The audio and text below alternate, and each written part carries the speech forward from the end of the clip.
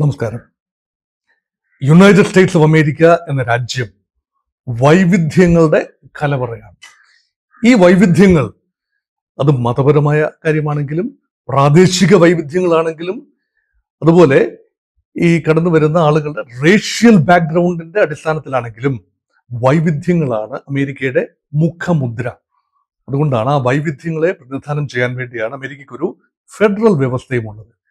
ഈ വൈവിധ്യങ്ങളുടെ ആ ഒരു മഴവില്ലിൽ ഏറ്റവും മുഴച്ചു നിൽക്കുന്ന ഒരു കാര്യം ജെൻഡറുമായി ബന്ധപ്പെട്ട ലിംഗവുമായി ബന്ധപ്പെട്ട വൈവിധ്യമാണ്.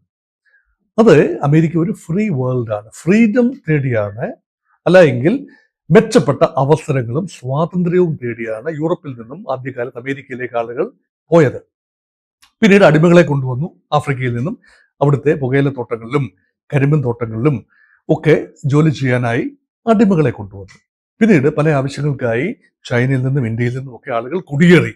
ഈ ആളുകൾ സൃഷ്ടിച്ച ഒരു വലിയ അത്ഭുത ലോകമാണ് യുണൈറ്റഡ് സ്റ്റേറ്റ്സ് ഓഫ് അമേരിക്ക. ഒരു 13 ബ്രിട്ടീഷ് കോളനികൾ എന്ന നിലയിൽ നിന്നും ഇന്ന് 50 സംസ്ഥാനങ്ങളായി അത് വ്യാപിച്ചിരിക്കുന്നു. ഇവിടെ ഈ അമേരിക്കയ്ക്ക് നിറം നൽകുന്ന, അല്ലെങ്കിൽ എല്ലാ നിറവും ചേർന്ന് ഒരു വലിയൊരു മാസായി മാറുന്ന ഒരു പ്രക്രിയയുടെ പേരാണ് മെൽറ്റിംഗ് പോട്ട് കൾച്ചർ. ഒരു കൂടത്തിൽ കുറച്ച് വെള്ളമൊഴിക്കുക, കുറച്ച് പച്ചക്കറികൾ എല്ലാം ഇടുക, കുറെ നേരം തിളപ്പിക്കുക. ആദ്യമൊക്കെ ആ പച്ചക്കറികൾക്ക് അതിൻ്റെതായ രൂപവും ഭാവവും ഉണ്ടാകും. കുറച്ച് കഴിയുമ്പോൾ ഒരു പച്ചക്കറിക്കും പ്രത്യേകമായ രൂപമില്ലാത്ത രീതിയിൽ എല്ലാം കൂടി കുഴഞ്ഞു മറിഞ്ഞ് ഒരൊറ്റ ഗൂവി സബ്സ്റ്റൻസ് ആയി മാറും. ഇതാണ് മെൽറ്റിംഗ് പോട്ട്. ആ പോട്ട് എന്ന് പറയുന്നത്, അമേരിക്ക എന്ന പോട്ട്, അതിൽ പല സമയങ്ങളിലായി വന്ന പല വംശീയരായ പല ഇടത്തു നിന്നുള്ള ആളുകൾ അവരെല്ലാം ചേർന്ന് ഒന്നായി. ഇനി ഡൊണാൾഡ് ട്രംപിന്റെ നയത്തിലേക്ക് വരാം. Americas policy is colour blind. അമേരിക്കയുടെ ഭരണകൂടം നിറത്തിന്റെ അടിസ്ഥാനത്തിൽ ഒരു കാര്യവും ആരെയും വിവേചിക്കുന്നില്ല.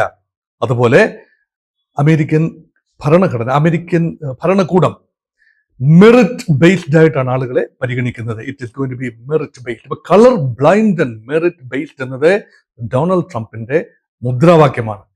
പക്ഷേ ജെൻഡറിന്റെ കാര്യത്തിൽ വരുമ്പോൾ അതങ്ങനെയല്ല. ഈ വീഡിയോയുടെ പ്രധാന ഇതിവൃത്തം ജെൻഡർ ബേസ്ഡ് ഡിസ്ക്രിമിനേഷൻ അമേരിക്കയിൽ ഇനി മുതൽ നടക്കും.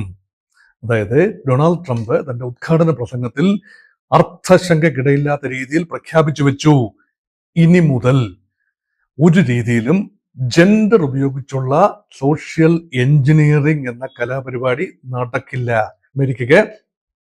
അമേരിക്കയിലെ പൗരന്മാർക്ക് 2 ജെൻഡറെ ഉണ്ടാകൂ, ഒന്നുകിൽ മെയിൽ അല്ലെങ്കിൽ ഫീമെയിൽ.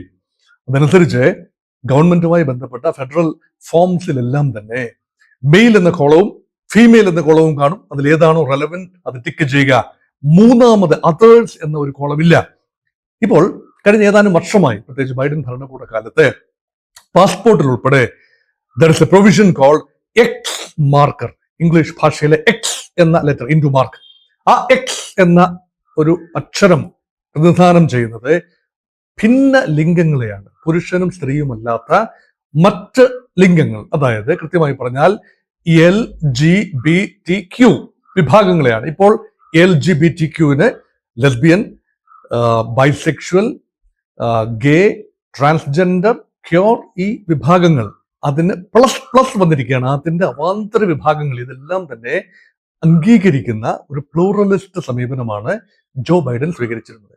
അതുകൊണ്ടാണ് പാസ്പോർട്ടിൽ ഉൾപ്പെടെ എക്സ് മാർക്കർ ഉള്ളത്. എന്നാൽ ഇപ്പോഴിതാ അമേരിക്കൻ വിദേശകാര്യ സെക്രട്ടറി മാർക്കോ റൂബിയോയുടെ ഒരു സ്റ്റേറ്റ്മെന്റ് വന്നിരിക്കുന്നു. ഇനി മുതൽ പാസ്പോർട്ട് വിസ ആപ്ലിക്കേഷൻസ് ലഭിക്കുമ്പോൾ അതിൽ എക്സ് മാർക്ഡ് എന്ന ആപ്ലിക്കേഷൻ ഫോം പരിഗണിക്കേണ്ട. അതായത് ട്രാൻസ്ജെൻഡർ ഗണത്തിൽ പെടുന്നയാളാണ് താൻ എന്ന് പാസ്പോർട്ടിന് അപേക്ഷിക്കുന്ന ഒരാൾ സാക്ഷ്യപ്പെടുത്തിയാൽ പാസ്പോർട്ട് ഇഷ്യൂ ചെയ്യണ്ട, വിസയും ഇഷ്യൂ ചെയ്യണ്ട, അങ്ങനെ വരുന്ന വിസ ആപ്ലിക്കേഷനും എന്റർടൈൻ ചെയ്യണ്ട എന്ന ഒരു നിലപാടാണ്. അതിനർത്ഥം തീർച്ചയായും വലിയൊരു വിഭാഗം, അമേരിക്ക സ്വതന്ത്ര രാജ്യമാണ്. സ്വതന്ത്ര പരമാധികാര രാജ്യത്തെ സ്വാതന്ത്ര്യത്തിന് അതിരുകളില്ലാത്ത സ്വാതന്ത്ര്യമാണ് പലപ്പോഴും അമേരിക്കയെ വലിയ ഒരു ആകർഷണ കേന്ദ്രമാക്കുന്നത്. ആ സ്വാതന്ത്ര്യത്തിന്റെ ഒരു ഭാഗമെന്ന് പറയുന്ന അഭിപ്രായ സ്വാതന്ത്ര്യമാണ്, സഞ്ചാര സ്വാതന്ത്ര്യമാണ്, അതെല്ലാം ഉണ്ട്. അതേസമയം ആവിഷ്കാര സ്വാതന്ത്ര്യത്തിന്റെ ഒരു ഭാഗം സെക്ഷുവൽ ഐഡന്റിറ്റി ആവിഷ്കരിക്കുക. അത് ഏത് രൂപത്തിലാണ് ജനം ഒരാളുടെ സെക്ഷുവാലിറ്റിയെ കാണേണ്ടത് അത് അവരവർക്ക് നിശ്ചയിക്കാം. പുരുഷനായി കാണാം, സ്ത്രീയായി കാണാം, ഇതരരായി കാണാം. അത് ഏത് രൂപത്തിലാണ് എന്ന് അവനവന് നിശ്ചയിക്കാനുള്ള അവകാശം, അത് വെറും മൗലികാവകാശം മാത്രമല്ല, നിയമപരമായ അവകാശമായി മാറിയിരുന്ന ആ അവകാശത്തെ എടുത്തു കളഞ്ഞിരിക്കുന്നു. അത് വലിയൊരു തിരിച്ചടിയാണ്. ഭിന്ന ലിംഗക്കാർക്ക് അത് വലിയ തിരിച്ചടിയാണ്. ഇനി മുതൽ ഒരു ഫോമിലും ജെൻഡർ എന്ന കോളം അല്ല കാണുന്നത്, മറിച്ച് സെക്സ് എന്നാണ് കാണുന്നത്. സെക്സ് എന്ന് പറയുമ്പോൾ മെയിൽ ആൻഡ് ഫീമെയിൽ മാത്രമേ ഉണ്ടാകൂ. ജെൻഡർ എന്ന് പറയുമ്പോൾ ട്രാൻസ്ജെൻഡർ, കുറച്ചുകൂടെ വിശാല അർത്ഥത്തിലാണ് ജെൻഡർ എന്ന് പറയുക.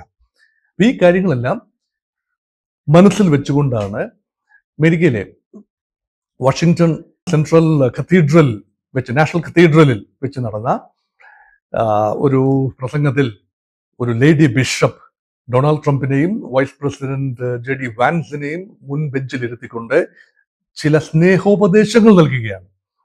ആ സ്നേഹോപദേശങ്ങളിൽ പെടുന്ന കാര്യം, കുടിയേറ്റ വിഷയത്തിൽ ഒരു ചെറിയ ഉദാരമായ നിലപാടുണ്ടാവണം.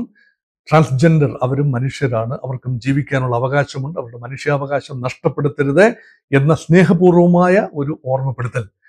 പക്ഷെ അതിനോട് ട്രംപ് പ്രതികരിച്ചത് രൂക്ഷമായിട്ടാണ്. ആ വ്യക്തി, ബിഷപ്പ് എന്ന് പറയപ്പെടുന്ന ആ സ്ത്രീ, മുൻകാലങ്ങളിൽ നടത്തിയ ചില ജൽപ്പനങ്ങൾ അദ്ദേഹത്തിന് മനസ്സിലുണ്ട് എന്ന മട്ടിൽ അദ്ദേഹം വളരെ അസുഖകരമായ ചില പരാമർശങ്ങളാണ് ആ സ്ത്രീയെക്കുറിച്ച് നടത്തിയത്, ആ ബിഷപ്പിനെ കുറിച്ച് നടത്തിയത്. അങ്ങനെ ട്രംപ് പിടിച്ചിടം കൊണ്ടുപോകുന്ന ഒരു ഘട്ടം, അത് എത്രത്തോളം പൊതുസമൂഹം ഒരു മെൽറ്റിംഗ് പോട്ട് കൾച്ചറിൽ പൂർണ്ണമായി മെൽറ്റ് ആകാതെ കിടക്കുന്ന കഷ്ണങ്ങൾ അതിനെ മെൽറ്റ് ചെയ്തേ അടങ്ങൂ എന്ന മട്ടിലാണ്. നമുക്ക് അങ്ങനെയെങ്കിൽ മെയിൽ ആൻഡ് ഫീമെയിൽ എന്ന ജെൻഡറിന് മാത്രം പ്രാധാന്യം ലഭിക്കുമ്പോൾ ട്രാൻസ്ജെൻഡറായി ഇതുവരെ ജീവിച്ച ആളുകൾക്ക് നിയമപരമായ പരിരക്ഷ ലഭിക്കുമോ? അതുകൊണ്ട് പൗരാവകാശം കോടതിയിൽ ചോദ്യം ചെയ്യപ്പെടുന്നതിനോടൊപ്പം തന്നെ ട്രാൻസ്ജെൻഡർ റൈറ്റ്സും കോടതിയിൽ ചോദ്യം ചെയ്യപ്പെടാം. അതൊരു കാര്യമുണ്ട്. ലോക രാജ്യങ്ങളുടെ മുമ്പിൽ അമേരിക്ക തലയുയർത്തി നിൽക്കുന്നത് അമേരിക്ക പ്രതിനിധാനം ചെയ്യുന്ന ചില ലിബറൽ കാഴ്ചപ്പാടുകളുടെ പേരിലാണ്. അത് സാമ്പത്തിക കാര്യങ്ങളിലെ ലിബറലിസം മാത്രമല്ല, രാഷ്ട്രീയമായ അഭിപ്രായ പ്രകടനങ്ങൾ മാത്രമല്ല, ലിംഗപരമായ ആവിഷ്കാരവും പ്രകടനപരതയും എല്ലാം തന്നെ ആ സ്വാതന്ത്ര്യത്തിന്റെ പരിധിയിൽപ്പെടും. ഇതൊന്നും അംഗീകരിച്ചില്ല എങ്കിൽ അമേരിക്കയെക്കുറിച്ചുള്ള ലോകത്തിന്റെ കാഴ്ചപ്പാട് തന്നെ മറ്റൊന്നായി മാറും. ഒരു ഫ്രീ വേൾഡ് എന്ന നിലയിൽ നിന്നും ഒരു റെജിമെന്റഡ് വേൾഡ് എന്ന നിലയിലേക്ക് അമേരിക്ക മാറുകയാണോ? എന്താണ് ട്രംപിന്റെ മനസ്സിലിരിക്കുന്നത്? എൻ്റെ അഭിപ്രായം ഒറ്റ കാര്യമാണ്. ട്രംപിന്റെ ബേസ് സപ്പോർട്ട് എന്ന് പറയുന്നത്, അല്ലെങ്കിൽ കോർ സപ്പോർട്ട് എന്ന് പറയുന്നത് റിലിജിയസ് കൺസർവേറ്റീവ് വിഭാഗങ്ങളാണ്. മതപരമായി, പ്രത്യേകിച്ചും ക്രിസ്തുമതത്തിന്റെ ഏറ്റവും യാഥാസ്ഥിക ചിന്തയുള്ള വിഭാഗങ്ങൾ, അവര് ബിബ്ലിക്കൽ കാഴ്ചപ്പാടിനെ അതുപോലെ പൂർണ്ണമായും പിന്തുടരുകയാണ്. അതുകൊണ്ട് ദൈവം മനുഷ്യനെ സൃഷ്ടിച്ചു എന്നും ആണും പെണ്ണുമായും സൃഷ്ടിച്ചു എന്നും ബൈബിൾ പറയുന്നു. അപ്പൊ ആണും പെണ്ണും എന്ന ഗണം മാത്രമേ ഇവർക്ക് അംഗീകരിക്കാൻ പറ്റൂ. മാറിയ സാഹചര്യങ്ങളിൽ പുതിയ ആവിഷ്കാരങ്ങൾ വന്നത് ബിബ്ലിക്കൽ ഒരു പശ്ചാത്തലം കണ്ടെത്താനാവുന്നില്ല. അതുകൊണ്ട് ആ വിഭാഗങ്ങളുടെ വോട്ടിൽ ജയിച്ചു വന്ന ഡൊണാൾഡ് ട്രംപ് തീർച്ചയായും ആ വിഭാഗങ്ങളുടെ ആശയാണ്, ആവിഷ്കാരമാണ്, ആഗ്രഹമാണ് മെയിൽ ആൻഡ് ഫീമെയിൽ ജെൻഡറിനെ മാത്രമേ അംഗീകരിക്കാവൂ. അതൊരു ലോബിയാണ്, അതൊരു പവർഫുൾ ലോബിയാണ്. അപ്പൊ ആ ലോബിയുടെ തീരുമാനങ്ങൾ തീർച്ചയായും അതിനോടൊപ്പം തന്നെ ചേർത്ത് വായിക്കേണ്ടതാണ്. Drug peddling, drugs and cartels and mafia. ഈ മാഫിയ ഒക്കെ പലപ്പോഴും അതിർത്തി കടന്നുള്ളവരാണ് വരുന്നവരാണ് എന്ന നിറം ട്രംപ് കൊടുക്കുകയാണ്. കുറെയൊക്കെ ശരിയുമാണ്. അതുമാത്രമല്ല, ട്രാൻസ്ജെൻഡറുകൾ പലരും ഇതുപോലുള്ള ലഹരി ഉപയോഗത്തിൽ അടിപ്പെടുന്നു. ഇതെല്ലാം ഈ വിഭാഗങ്ങളെല്ലാം പ്രശ്നക്കാരായി കാണുകയാണ്. റാഡിക്കൽ ലെഫ്റ്റ് വിങ് ആളുകൾ, അതുപോലെ ട്രാൻസ്ജെൻഡേഴ്സ്, അതിർത്തി കടന്നു വരുന്ന കൊലപാതകമൊക്കെ നടത്തുന്ന ചില ഗുണ്ട ഗ്യാങ്ങുകൾ, ഇതെല്ലാം തന്നെയാണ് അമേരിക്കയുടെ ഇന്നത്തെ എല്ലാ പ്രശ്നത്തിനും കാരണം എന്ന് പറയുകയാണ്. ട്രംപ് ഒരുപക്ഷെ എല്ലാ പ്രശ്നങ്ങളെയും ഒരുമിച്ച് അഡ്രസ് ചെയ്യാൻ നോക്കുകയാണ്. ട്രംപ് തന്നെ വരച്ചു കാട്ടുകയാണ് ഇന്നതാണ് അമേരിക്കയുടെ പ്രശ്നങ്ങൾ, അതിനെല്ലാം പരിഹാരം, പ്രതിവിധി, ഒറ്റമൂലി എൻ്റെ കൈവശമുണ്ട് എന്ന നിലയിലാണ് ട്രംപ് പോകുന്നത്. കൊക്കിലൊതുങ്ങാവുന്നതാണോ കുത്തുന്നത് എന്ന സംശയം ബാക്കി നിൽക്കുന്നു.